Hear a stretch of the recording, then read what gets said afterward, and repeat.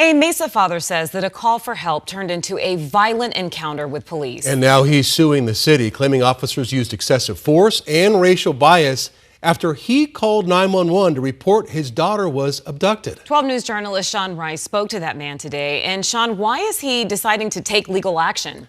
Yeah, well, Troy and Caribe, Darnay Cockrell tells me he believes no person calling 911 to report a crime should be treated as the criminal within minutes of police officers arriving on scene. That's what he claims happened back in August of last year when he, as a distraught parent, was taken to the ground and handcuffed. It was a call to 911 Darnay Cockrell wishes he never made.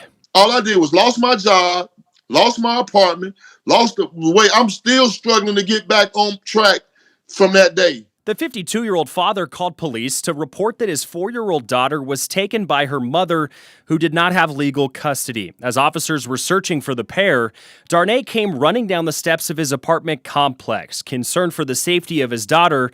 And from the jump, he claims Mesa police viewed him more as a suspect than a victim. I'm frantic. My heart racing. I'm scared as you can be at this point. I'm feeling like I can't protect her no more.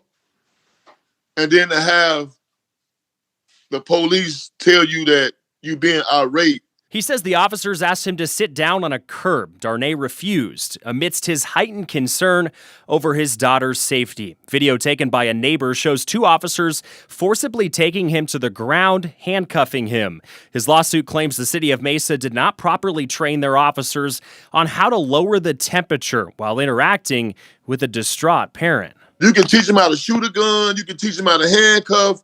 You can teach them all of the codes, the conduct in a book.